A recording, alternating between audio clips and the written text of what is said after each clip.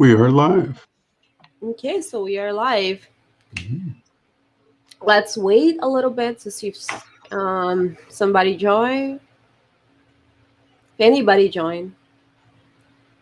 To now, like 0 people. Let me just send here.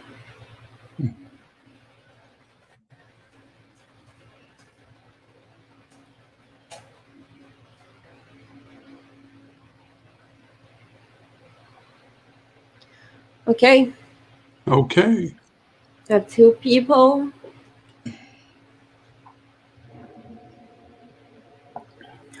So how are you, Richard? I am quite fine. How are you? I'm good. A lot of work today. Not at all. I took the day off, Oh, really? amongst Okay, other things, so I can talk to you. Yeah. great. Okay. Um, so today we will be talking about how to use your talents for the Lord. I think this is something that we can talk about. I just want to, like make sure that people know we're not going to like say anything technical or, like that's registered. It's going to be more like about our experiences, Right. just so, it's interactive and yeah, it's easy for people to relate, I think. Hopefully. So, do you want to like introduce yourself? Well, Tell us sure. who. My name's Richard Dole. I work, my day job is as a mental health therapist in Houston, Texas. I've worked as a social worker and a therapist since about 2002. And the reason anybody's listening to me at this point is because I have also written a few books to try to help increase Catholic devotion and prayer and introduce people to prayer and meditation. That's helped me and hopefully would be helpful to other people as well. Okay, good. So, have you always been a Catholic? No, I was not really raised in any church or with any type of spirituality. I converted in 1988. I had my first communion on Easter after going through RCIA here in Houston. I grew up in Iowa, and prior to that, I think it's pretty safe to say I was a pagan, or at least a neo-pagan, and worship things like sex, drugs, rock and roll, and myself mostly. And like most people that do that, I came into a lot of conflict, not only with God, myself, my conscience, well, just with everything, pretty much. Oh, And hitting the wall, I decided to make a U-turn eventually. that's awesome. And that was how many years ago? Well, it was in 88. I had my first communion, but it actually was later in 1996, which is 25 years ago in January, that I actually stopped using drugs and drinking, and my life started to come around. And that's when you decided to become a psychiatrist. No, not then. That was the last time I got arrested, actually. I'm not a actual psychiatrist. Psychiatrists go to medical school. I'm a master's level therapist, a social worker. I'm the guy people talk to. And hmm it wasn't until I was a couple years after that I went back and finally finished undergraduate school 18 years after I started. And then I did go to graduate school a year after that. Um, so it was in 2000 I decided to become a social worker and part of that, in a lot of my life, it's a lot of making amends, or at least trying to be, having been part of the problem, trying to be part of the solution. That's awesome. Mhm. Hopefully So, so. Richard is an author as well, and has written quite a few Catholic books. I have most of them here, right here. So, do you want to tell us when did you become like a Catholic author? When you Well, decided to write books, and why?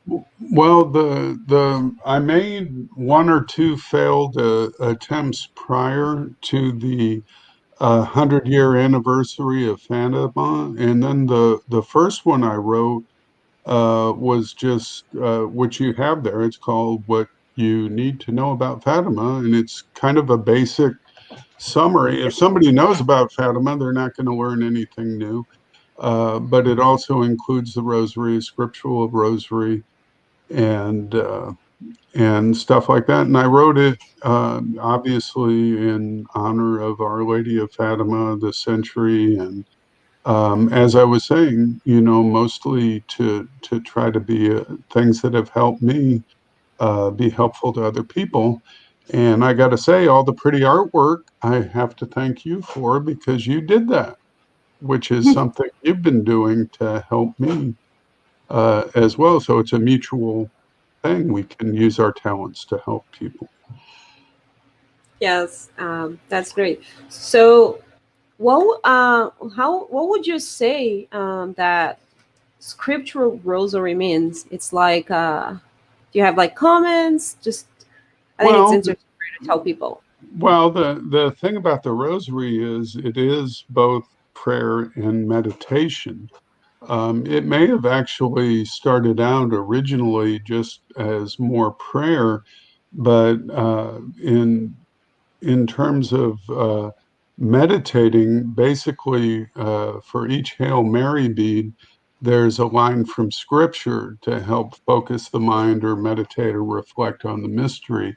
In the Middle Ages, before anybody could read, the reason they have stained glass windows with different scenes from the Rosary is so people that were illiterate, didn't know how to read, could actually reflect on those things in church by simply looking at the window.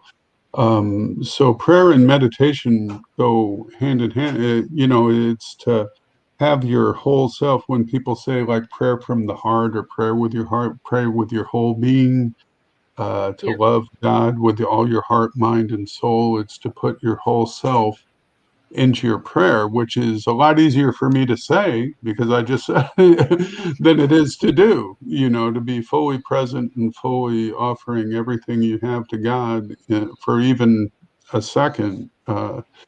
That's a great accomplishment for someone to do. Yeah, and something beautiful that you told me the other day is that you almost don't look to profit, with these books, right?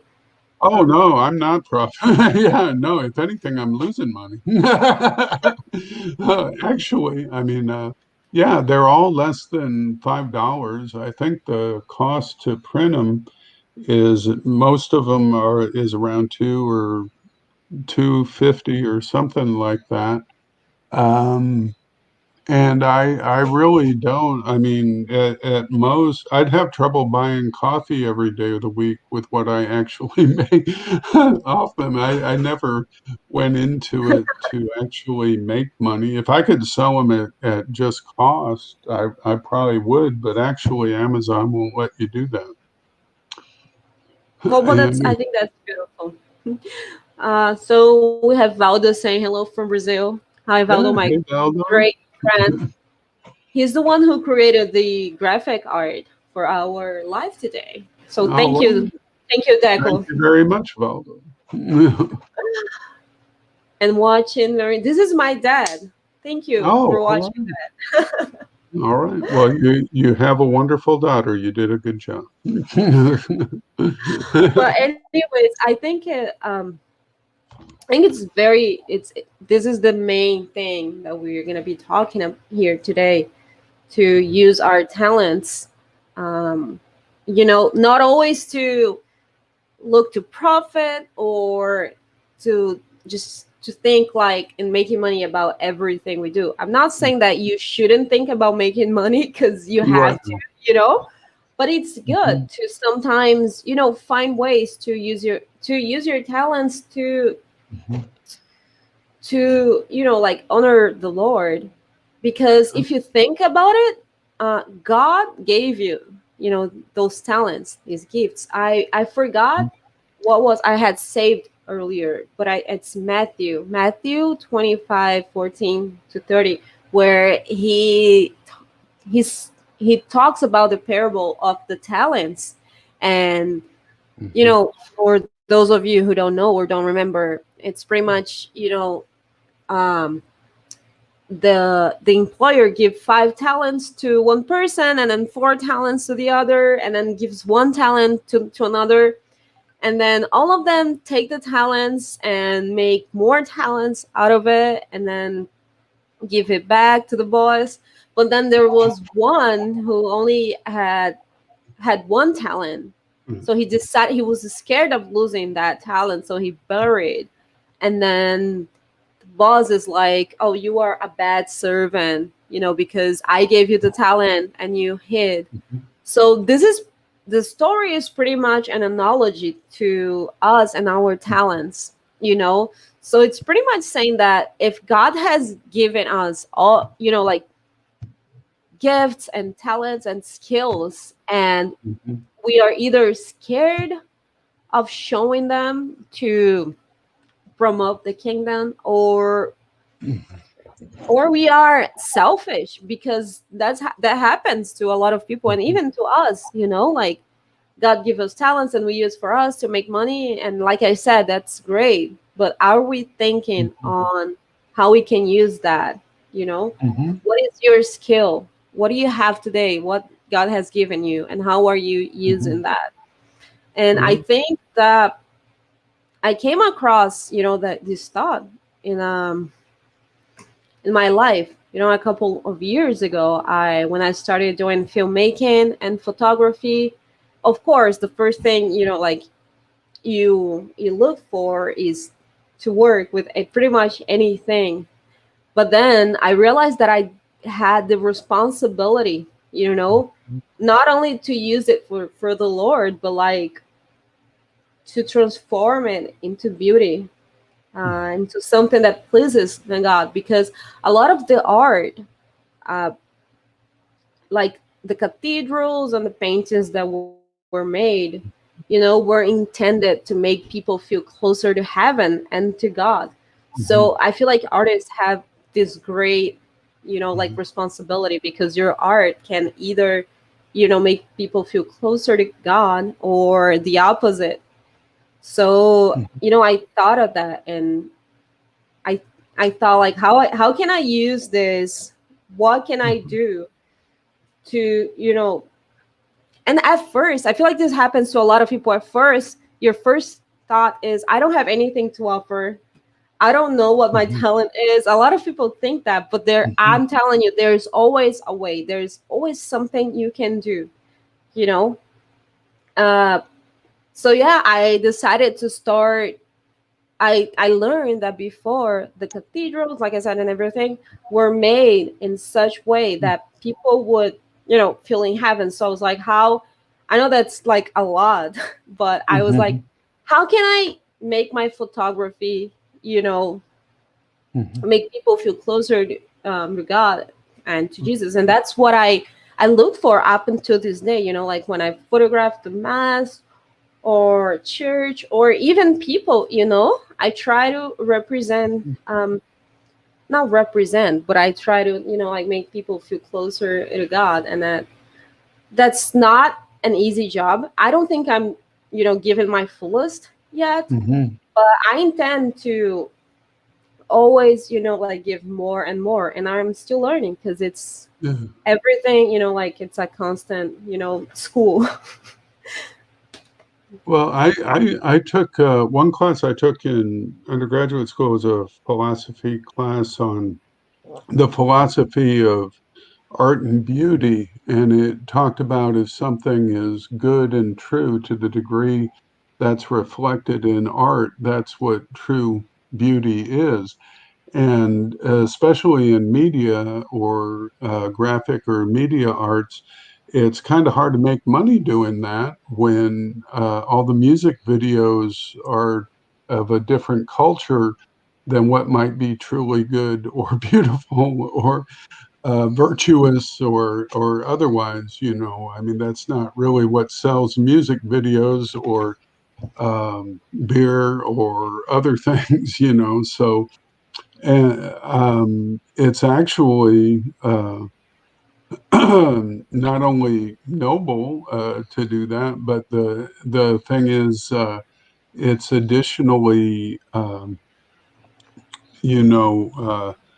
the important not to be embarrassed about the truth or embarrassed about the truth of Christ or Catholicism or life or other things that are all so contended and regarded as relativistic. It's like whatever, floats your boat. If that's true for you, fine, but that flies in the face of any real truth or real good or real beauty or real fulfillment.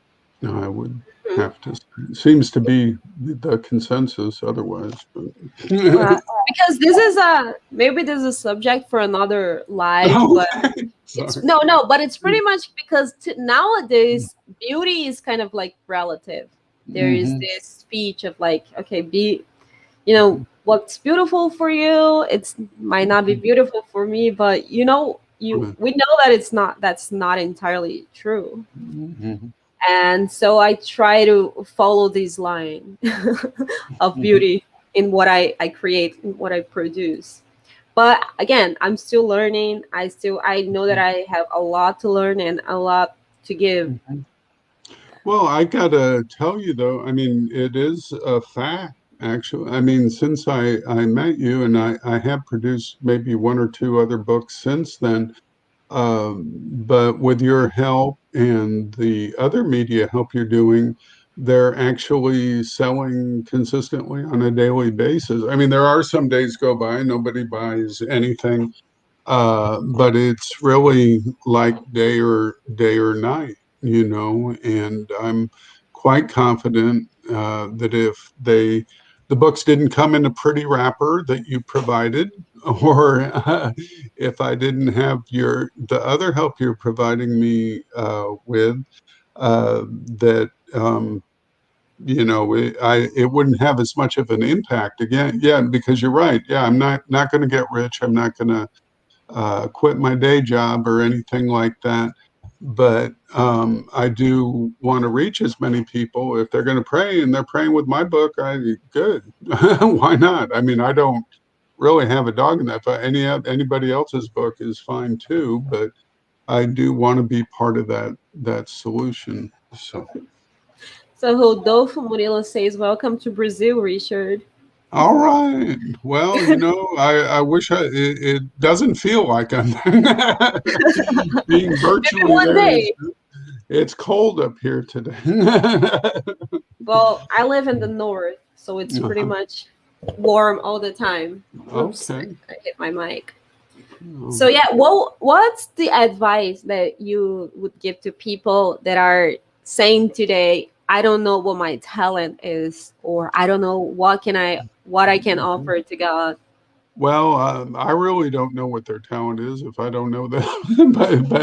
but the thing is, it almost doesn't matter. I mean, people are good at different things. I mean, I was thinking about St. Paul earlier when you were talking about it because he worked a full-time job while he was running around preaching and doing everything else to be an example to people of work as well as what a Christian is and does. And his gift was preaching. And and he said it doesn't matter. I mean, if you're the pinky toe or the thumb or the elbow or the big ear, what you're all part of the body of Christ. I mean, get in where you fit in and do your thing. If somebody thinks their thing is writing and they're stuck, I mean, the best advice I ever got was from my father. He said, just write anything. write something, and then at least you have something to work with, even if you throw it away. At least you've got a launching point. And I find myself, especially if you care about it or care about what you're producing, I go over the stuff many times more than one before I actually can honestly say I'm done with it, and it's worth looking at. And all these books, I want to add too, I do submit them to my Archbishop, who's Cardinal Donardo of the Diocese of Galveston, Houston, and they all have his approval or imprimatur. I can't say it right, imprimatur, or seal that they are in keeping with Catholic faith and morals. So it's always a good day to know you're not a heretic. That's a good. For sure.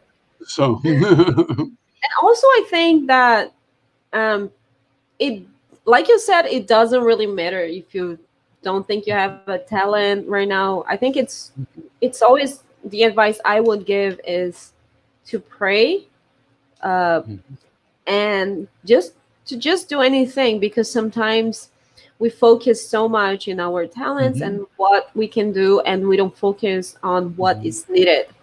You know, Right. sometimes you go to your parish, and they Mhm. need somebody to clean or to cook for Mhm. an event. Like, just get involved. I think the Mhm. the the main thing is to get involved. Like, make yourself like helpful. Right. You I've seen can't go myself wrong, in these situations in the past. and you can't go wrong doing any of the acts of mercy, whether even if you're just praying for other people, that's an act of mercy. If you Right. can actually go to a prison or jail or hospital and see people, or help feed people, help clothe people, help. I mean, God knows there's plenty of need. I mean, it isn't for want of need. There's lots of need in the world. And lots of ways. And one thing about it is, I mean, it doesn't cost anything just to be kind or nice or merciful, but it doesn't cost anything, but it can make all the difference in the world if you're the person receiving that cup of water in the name of Jesus or whatever it is, or if you're that child that you're paying attention to when somebody else isn't. That's all good. It's all good. So if you write an epic novel or make millions of dollars, good for you, congratulate. But if you're handing out bottles of water to people that are thirsty, God says you're on his side, so you can't go wrong.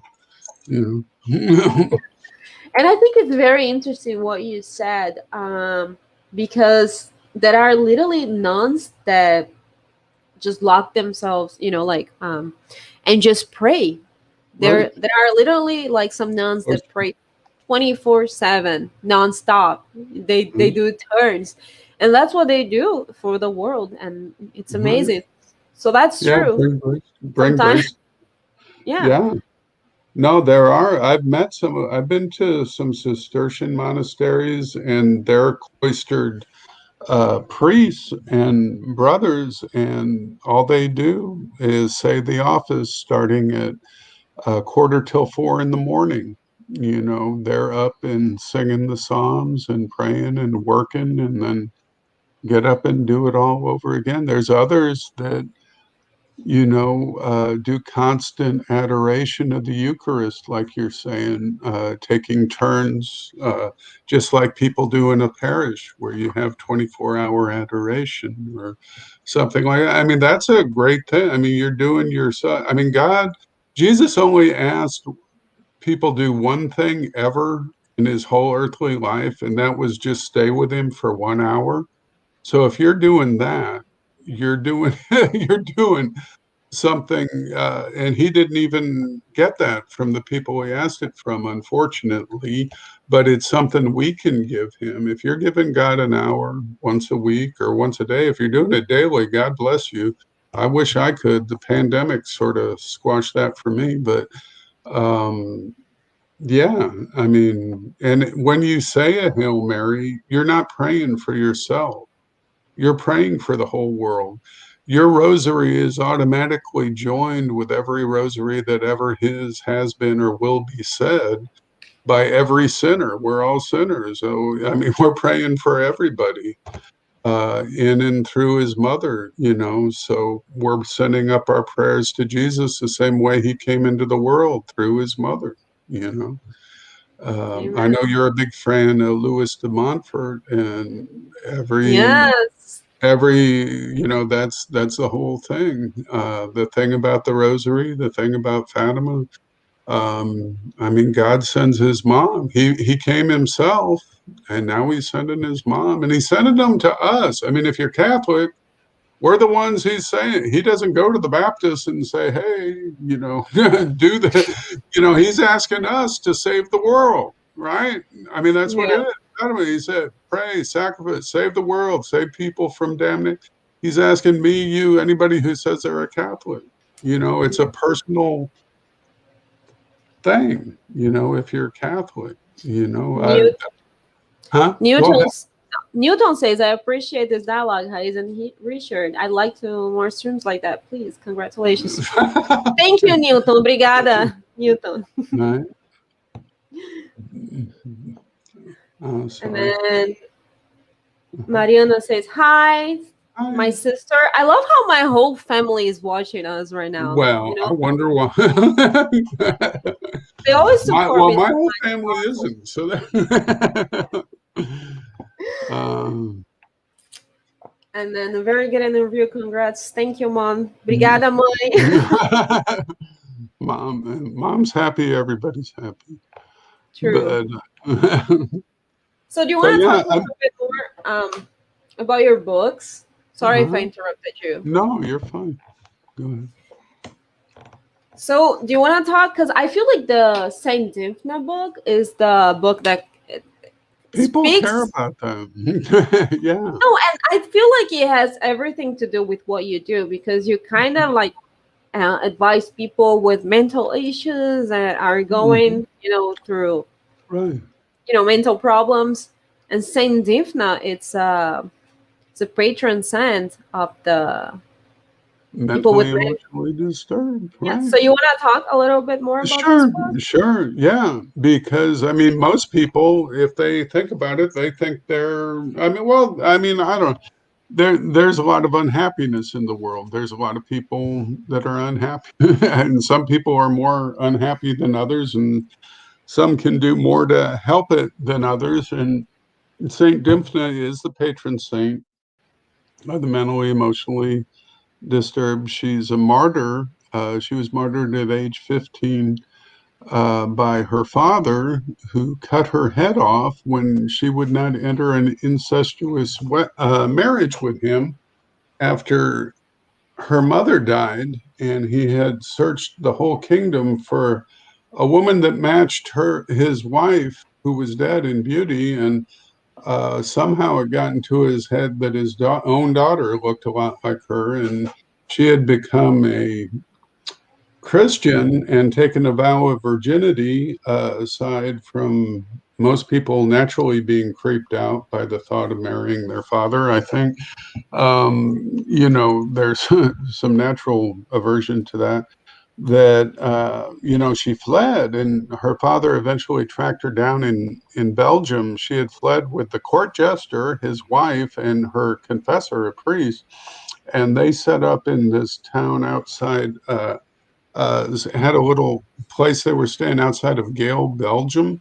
And eventually her father found him because she was spending money with his head on it or something. They tracked him down because didn't steal, she took her dowry with her. And they that's how he found her. And he showed up over there and he demanded she marry him again. And first she cut off the court jester's head, his wife, then the priest, and ultimately he cut off her head when she refused. And if you ask me, there's a lot of forgiveness in it. I think she realized there was a difference between who he had been and what he had become. And part of the reason I think she's a saint is she had forgiven him. And even as he was persecuting her and killed her. And for whatever reason, when her tomb was later found a few hundred years later, there were all these miracles of people with neurological and mental health problems, people that were called lunatics or whatever. And that's how she came to be the patron saint of the mentally and emotionally ill. And she's bigger in Europe than she is in the United States. We do have a national shrine here. But yeah, what that book is, it's Entrustment to the Sacred Heart of Jesus through St. Dymphna. And it's basically a 9 days uh, series of prayers and meditations with a prayer at the end to sort of to consecrate yourself to Jesus. And it's And available on Amazon, right? yeah, it is. All of them are available on Amazon.com.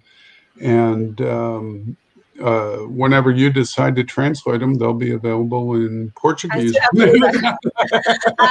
I'm just gonna because there's a lot of people from Brazil watching us right now, and Mhm. I just wanted to kind of like maybe translate to them a little bit. Go right ahead. I'll be quiet for a Então, para few. quem está assistindo em português, gente, quem está assistindo em português não, para quem só fala português, a gente está falando um pouco sobre os talentos, né? E basicamente contando um pouco da nossa história, como assim a gente descobriu o nosso talento e aprendeu a usar. Na verdade, é um caminho que se usa, né? Perceber qual é o seu talento e depois que você percebe o seu talento, usar isso para Deus, porque muitas das vezes a gente ou tem medo, tem vergonha, ou a gente é meio egoísta e só quer usar para a gente, né?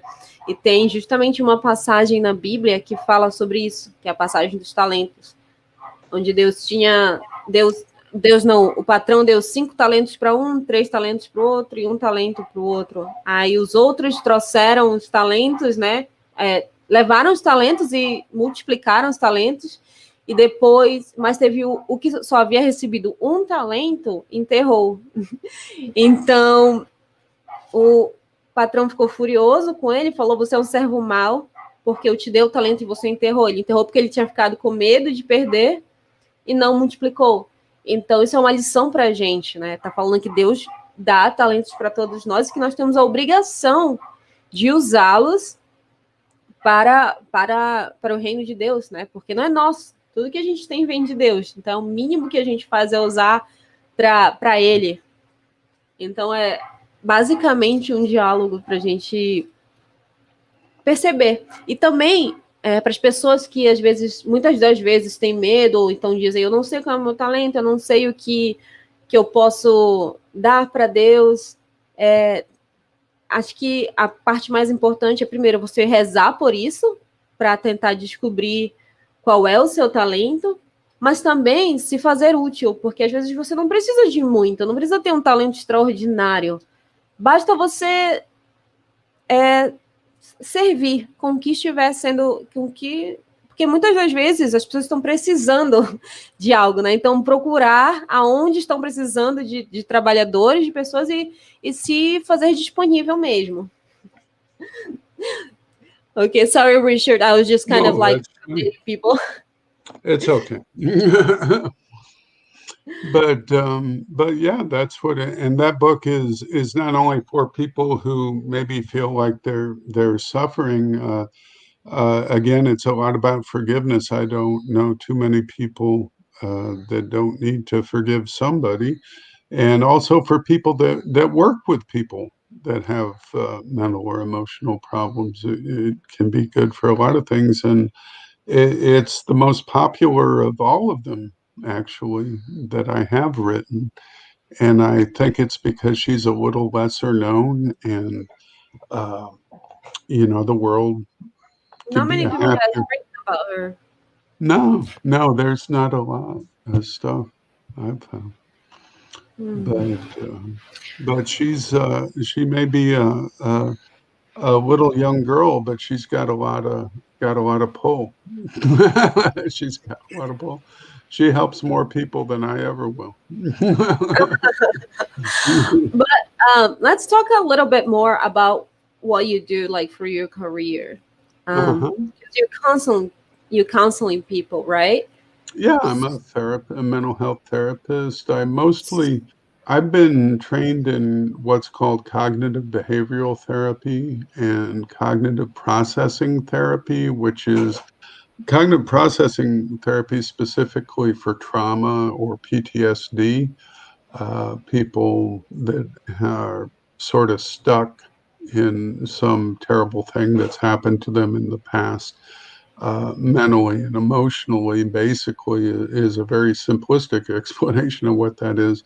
CB, as in cognitive behavioral therapy, is more for depression, anxiety, and other things like that. And generally, I mean, in a real simplified way, the gist of it is, we're rational animals, so we have intellect, so we have free will, so we can choose. And if the way my worldview or schema, the way I see things, is not helping me, I can change the way I think about things, which I do automatically, often without thinking. I can change those and change what I believe, and therefore be a happier person because what I think directly impacts how I feel, as does what I do, which is the behavioral thing. So it's basically about changing what you think or how you think, because you can. Uh, and what you do to have a positive impact, not just on how you're feeling today, which is good, but to change the cause or the core issues, over time.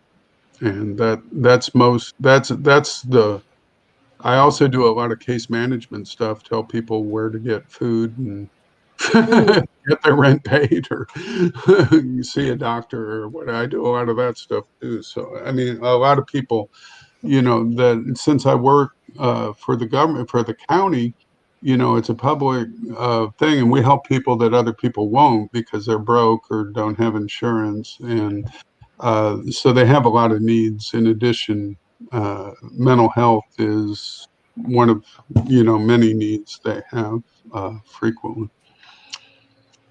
Mhm. okay. And so you told us that you've been in the situation that a lot of your patients may be nowadays. So do you feel that that has something to do with why you chose to do what you do? Oh yeah, absolutely, absolutely. Yeah, I mean, like I mentioned, a lot of our clients as well. I mean, probably 75% of them have an alcohol and or drug problem, and I certainly did. I mean, that's the defining, fact of my life up until the age of 33. In that's what was kicking my butt and running my life, and being free of it, yeah, made all the difference in the world. And like I said, a lot of my life, and certainly doing that for a living. At one point, I thought I was going to be a priest, and thank God I didn't. you know, and when I decided I wasn't going to be a priest finally, which was the right decision, um, I was already thinking I would, go to graduate school in social work and be a social worker. So it would be a way I could, both like St. Paul, earn a living and be part of the solution, hopefully, because one thing I love, and I think I've quoted it in more than one book. There's this line from the Talmud that says, if you just save one person, you save the whole universe, because only the human mind can reflect on nature, the world, and everything, and apprehend God, know there's a God, and know there's something bigger than us. This dog thinks there's nothing bigger than this dog. This dog's in heaven right now just because it's trying to sleep here and it's warm. But if you save one person, so I mean, if anything, if I've ever helped just one person by anything I do ever, um, that may be the most I ever do. I mean, what am I going to do about it? I'm not God. I mean, God's the one who says who helps who. Anyway, he's the helper, not me, right? True, because we have a lot of people, and even us, like we have this thought sometimes that, oh, I want to save a lot of people, and I want, like, save as many Yeah, people as I can, but like we don't save anyone, like right, right. But God then, does. The only thing we can do is to pray. And honestly, well, the there more you go. the more I live, I realize that it's one by one, like Mhm. sometimes it's more important to focus on one person, and Right. pray for that person and help the best you can, and of course give Uh-huh. a good example, like of what you are and what you do. A Mhm. lot of people, sometimes you don't even know, but people like get inspired by you and admire Mhm. you. Mhm. So we need to always be aware of the way how we behave and what we do, and And that's that's what Jesus did. That's what Jesus did. I mean, if he was with the woman at the well, or it was just him and her. There was nobody else, you know. If it was a boy possessed by little girl get up, it was just Jesus and the one person. And the great thing is, like we're talking about Fatima, I mean, we don't have to do it by ourselves. The Mother of God came to Catholics and said, "Help me. This is how I want your help. Pray the rosary every day and offer sacrifices. You will change the world. You will help me change the world. Help me make the world a better place. That's what you need to do." So we're given the instruction. I mean, we can be, when I say part of the solution, it's a big solution, right? It isn't, it's big. It's bigger than me, you, everybody. And thank God for God, God's a generous giver, no doubt about it. absolutely. And just I'm just gonna translate this part. A Mhm, gente está falando agora que às vezes também a gente tenta abraçar o mundo e às vezes o que Deus quer da gente é algo tão que parece pequeno, acho que na verdade é enorme, que é as nossas orações. Maria apareceu várias vezes e disse para a gente exatamente o que a gente deve fazer, né? Rezar o terço, rezar o rosário e fazer penitência e fazer sacrifícios. Isso é muitas vezes imensamente mais importante do que a gente trabalhar 1.000 horas ou querer abraçar o mundo. Às vezes a nossa oração, uma pessoa que a gente salva, sabe? A gente salva não, porque a gente não salva ninguém, quem salva é Deus. Mas uma pessoa que a gente ajuda a se voltar para Deus é muito mais importante do que você possa imaginar. E isso é uma coisa muito relevante e para a gente ter em mente, né? Eu acredito que até mesmo eu, mhm. Brian Richard, don't you Right. agree? I'll just say right. I'll agree. You But it's got me pretty there. much translated what we said. Right, right. Well, no problem. I mean, if you said I'm a purple duck, you're right. I wouldn't know. Do you know how to say hello in Portuguese? Probably no, unless you say hello. No, I You don't say think. hola, hola. Hola, hola. Well, Spanish, I do know Spanish actually, depending It's on a who little you. different than Spanish because I feel like Yeah, Spanish is hola, and then yeah, Portuguese yeah. is hola. Hola. Oh, where the accent Yeah, goes. exactly. Okay. Well, I've been Well, told I have my own. congratulations. I've You been just said told I your have first. my own dialect of Spanish anyway, so I don't. Gente, eu queria só dar um oizinho para todo mundo que está aqui. Caio, chegou agora, Mariana, Marisete, Deco. Se vocês tiverem alguma pergunta, podem colocar aí nos comentários, tanto em português quanto em inglês, a gente vai responder. I was just telling them to, if they have any questions, if they just want to say anything, to feel free to comment. You can read their comments, right? When they show Right, up. right. Yeah, I see 'em. Okay, cool. You got more friends than me, apparently. That's Well, I feel. So what's your latest book? Was it this one? The last one you um published? well, that one, yeah, I redid that one. Yeah. And that's just basically a prayer book. It's a basic prayer book. It talks about just prayer in a basic way. I've had people like my chiropractor, actually, her fiance has taken RCIA classes, and I gave her the book, and she loves it because she's been praying the rosary with her fiance and been teaching him about, it has a few pages about adoration or different other things about the Chaplet of Mercy, Rosary of Our Lady of Sorrows, Okay, and so stuff like that. would you say that this book is for someone that is, starting in the faith, like that just Well, convert? that's what she said. It was great for that. She loves it. She That's great. actually she's my biggest fan of that book. I think she's given it away she's tried to talk me out of other Yeah, a lot ones of people on and Twitter and Instagram were like, "Oh, I uh-huh. bought this one." I saw like a lot of Uh-huh. people talking about this one. That's great. Yeah, So well, Kyle the is pretty asking, cover helped it. And I still say those are your hands holding the rosary. I don't care what you it's not. It kind of looks like that. It does look like. I was looking at it. It do. They do look like my hands, but they're not my hands. Okay. So Kyle was asking where can I find Richard books? Onde posso encontrar o livro do Richard? Caio, eles são disponíveis no Amazon. Acho que se tu comprar tanto pelo Amazon BR quanto amazon.com.com, tu encontra. Pergunta em que momento ele descobriu como usar seus talentos para servir a Deus. Qual foi a virada de chave? Okay, that's a good question. Pergunta muito boa. So he's asking, when did you decide to use your talents to serve God? Like, when was the moment that you felt like you had the responsibility to? Oh, okay. Well, that came before I wrote any books, that's for sure. Because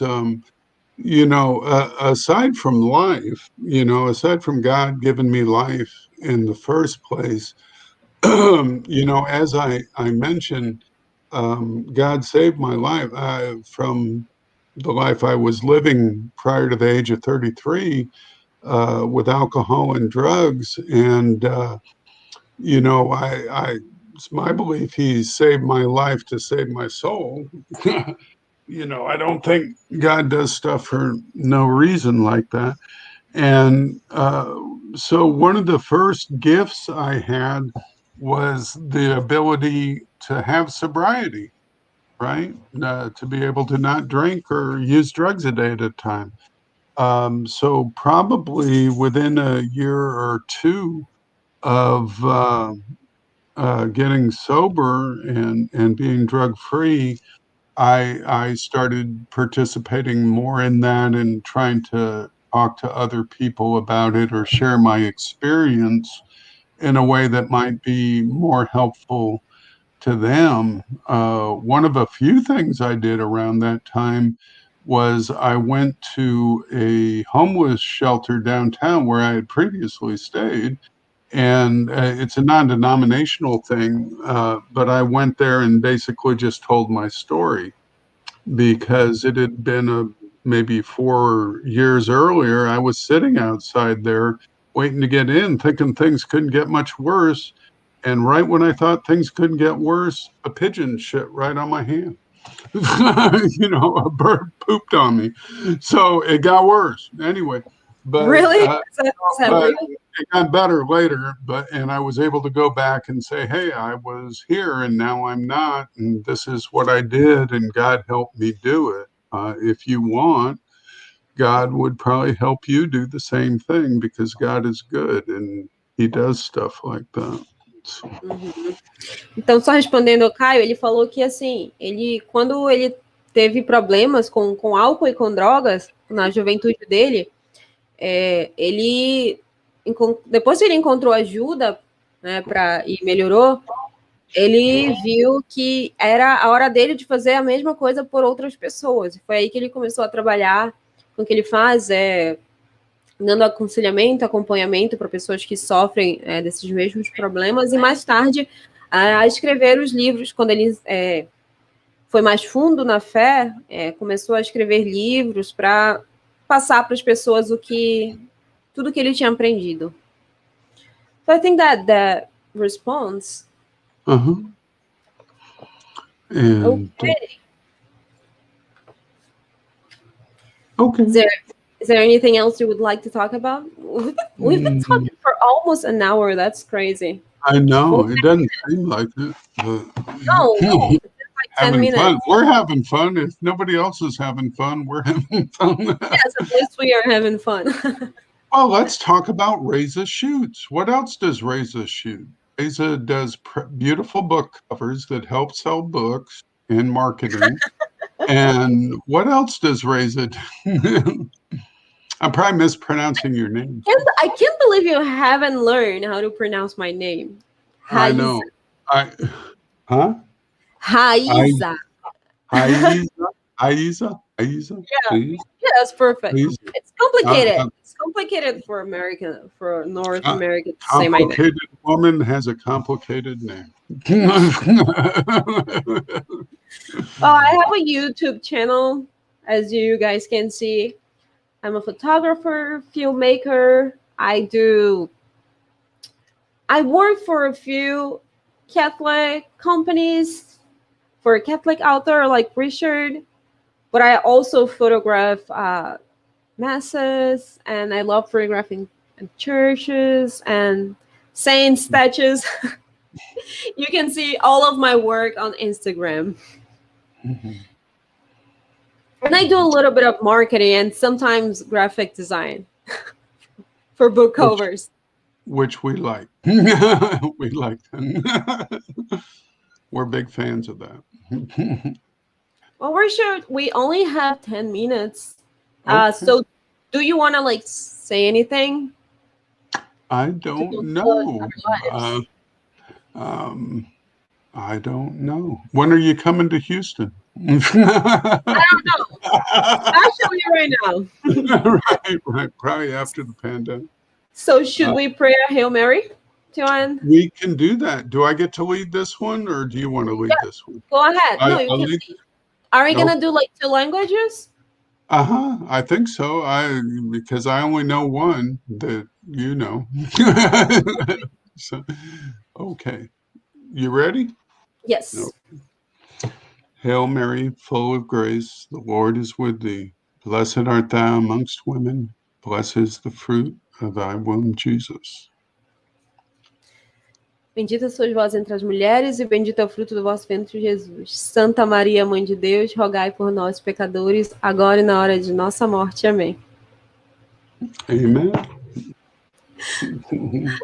I complicated at the end. I think I prayed a little bit more in Portuguese than what you had already prayed, but it's fine. That's all right. I won't tell. Prayer is never too much.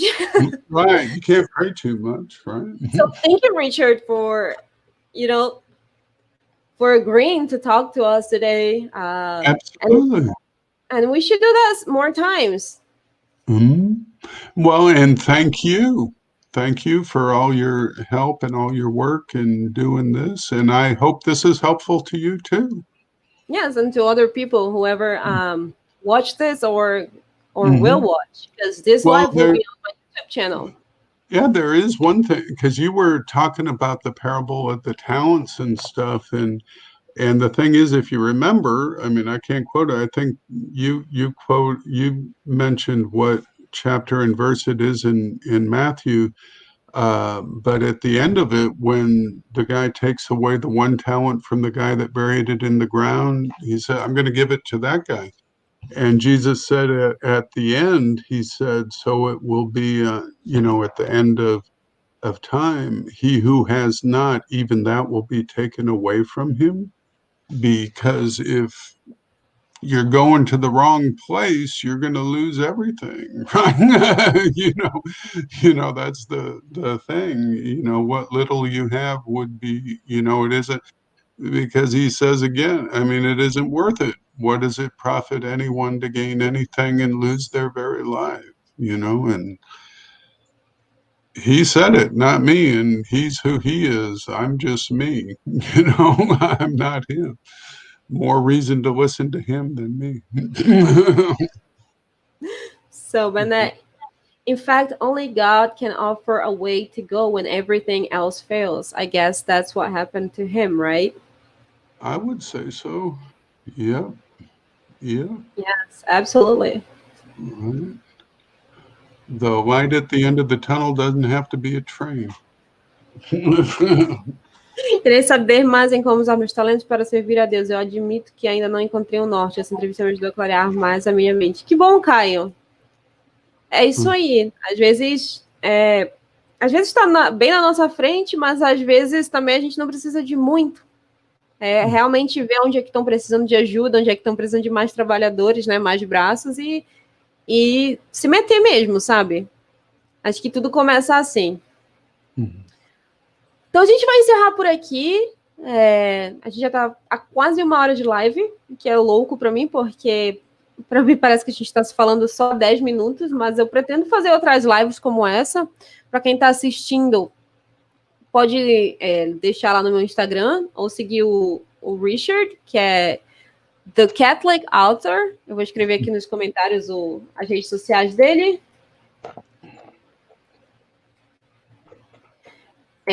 Pode seguir ele no Instagram, no Twitter. E também deixar perguntas ou sugestões de temas que vocês queiram que eu traga para cá, porque eu estou pensando em fazer mais lives como essa. Ok, Richard? But if they think they're talking to me, they may actually be talking to you. Nobody needs to know. So thank you, Richard. I hope you have a great night and God bless you. You too, always. Bye-bye.